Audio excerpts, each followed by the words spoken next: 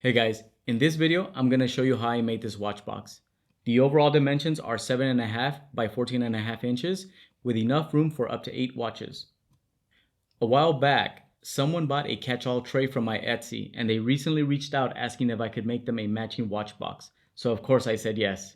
Luckily I had some walnut with some really nice grain on it, so I used that to make this box. So hang out for a bit and let's get into this build. I started by pulling some 4/4 walnut from the rack.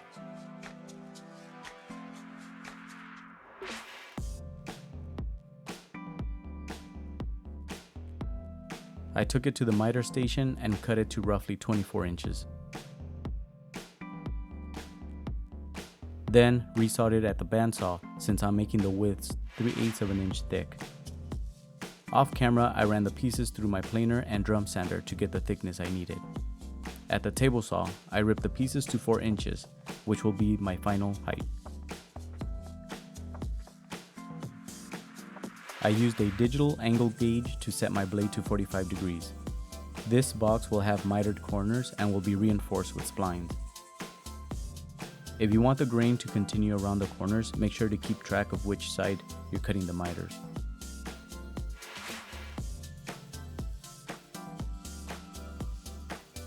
I'm using 3/16 of an inch thick maple plywood for my lid and bottom. I adjusted my blade to cut the grooves on all the panels. I set my fence to 1/4 inch for my first pass and cut along all the long edges.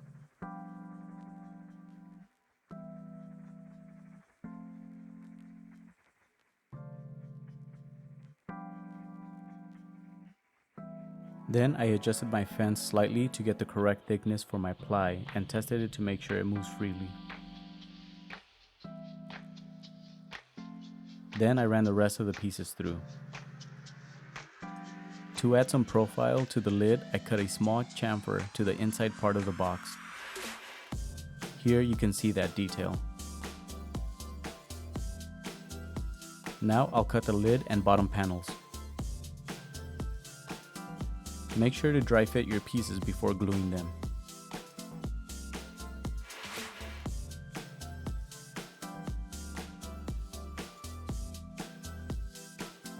I forget who I saw using this tape method, but it's a great way to keep your miters nice and tight.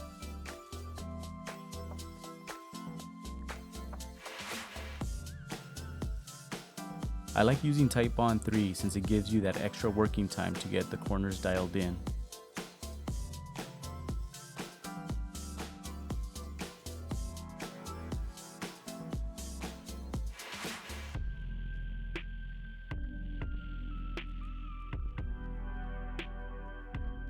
The plywood panels won't expand and contract that much, but it's good practice to let them float in the grooves and not add any glue.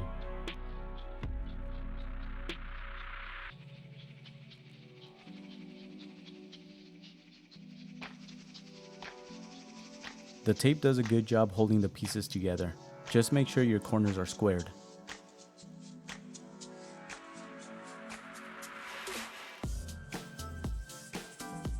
As that dries, I move on to the splines I'll be gluing to the box. I cut a couple strips just over 1/8 of an inch since that's the thickness of the blade I'll be using to cut the slots.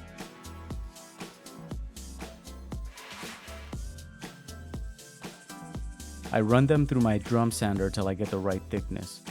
Don't make them too tight, you want some space for the glue, so make them just snug enough. Then I take them over to the bandsaw to cut the splines. Once the glue has dried, you can cut the slots for the splines. I adjust the stop on my spline jig so I can cut all the outer slots first. This is definitely one of my favorite steps. I'll have a link to my video showing how I made this simple spline jig. Make sure you go check that out.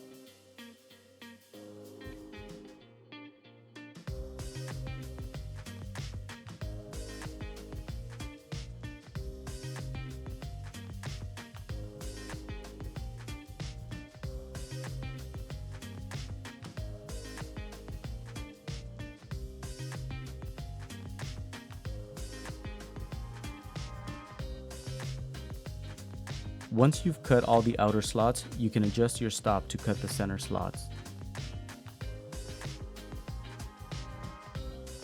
You can cut as many slots as you want, but I went with 3 for each corner. I just made sure they were evenly spaced. And I think 3 is plenty strong.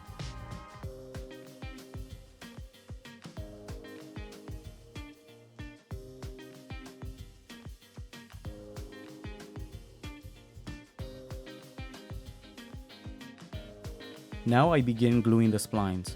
I like to slide them back and forth a little to really spread the glue, but also so it sits flat in the groove.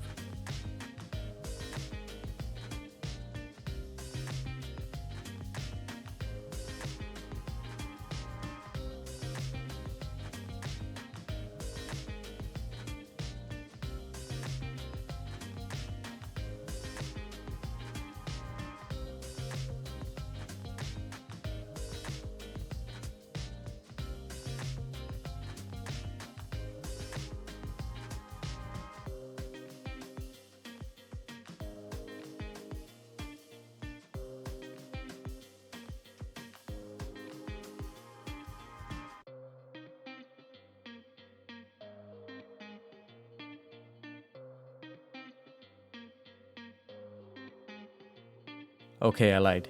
This part is really fun too. I hold the blade flat so it doesn't cut into the panels.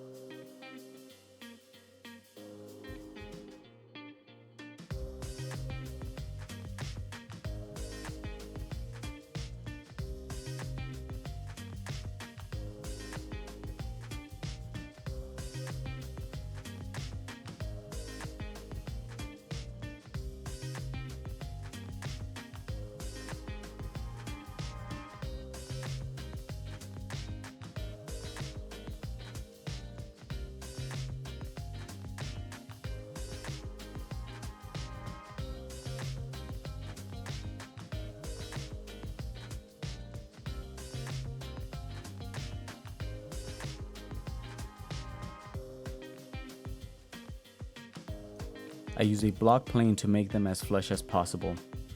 I quickly realized it would make my life a lot easier to remove all the dried glue. Then I went back with the block plane. Just be careful not to cut into the panels. You've come a long way at this point.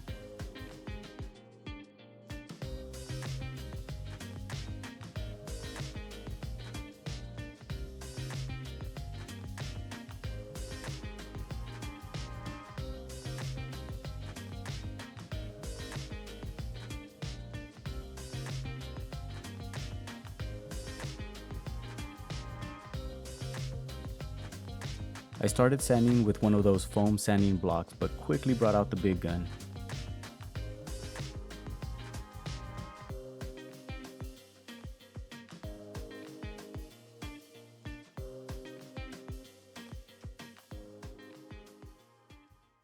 Now we're ready to cut the lid.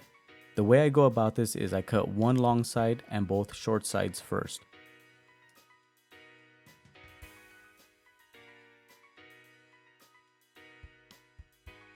Then I use 2 strips to wedge in the open slots to keep the lid from pinching the blade. And if that happened, it would for sure ruin your lid.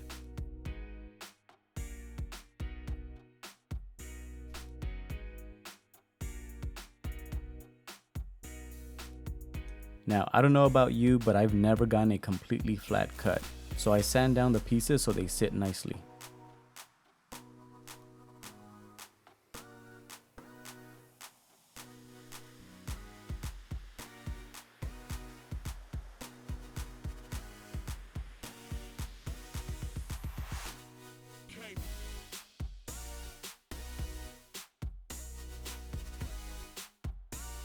Now I'm ready to install the hardware.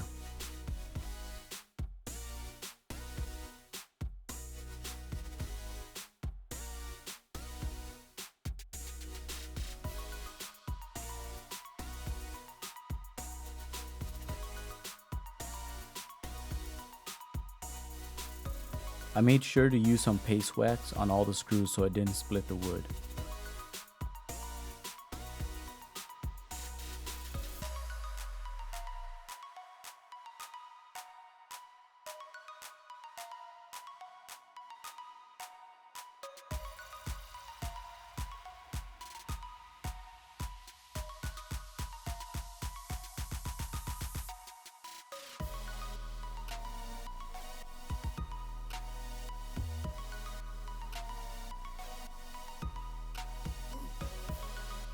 I also installed a lid support hinge, which I'll link in the description. The final piece is the grid or dividers that will go inside the box. I ripped 2.5-inch strips, which will be my total height, and then I cut them to size.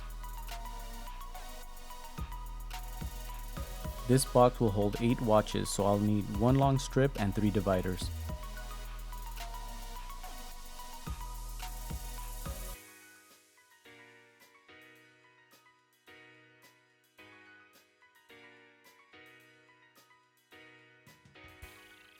This grid will have cross-lap joints, so I set my blade to just over 1 1/4.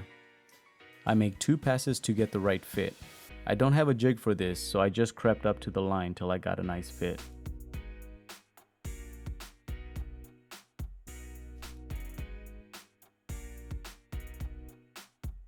This went a little slower than I thought, but in the end I got a pretty nice fit.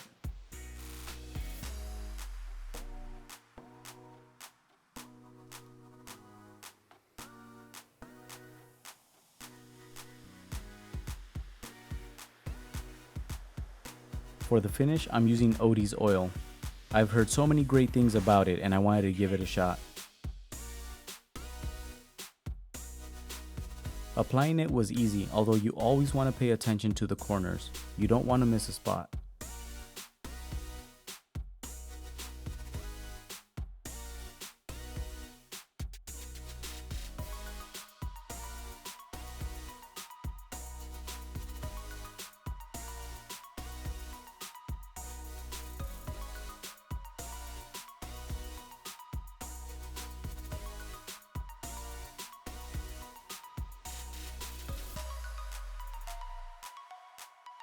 Off camera, I buffed it off after 45 minutes or so.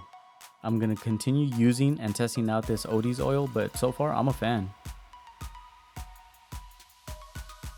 This is where it all comes together. I reinstall the hardware and pray that none of the screws strip the wood.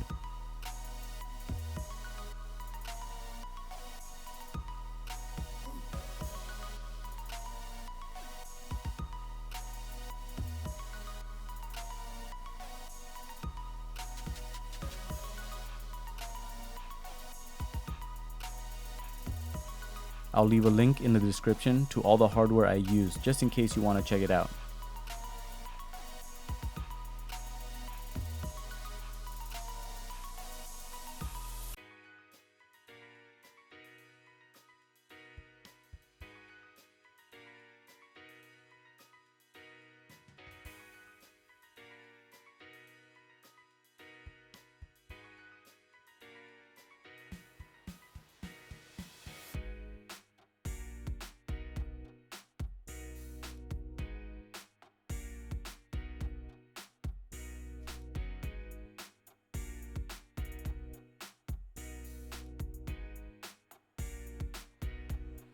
And here it is, polished and finished.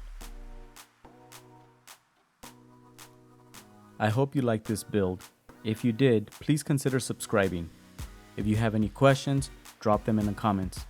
Also, click the notification bell so you're alerted when I put out new videos.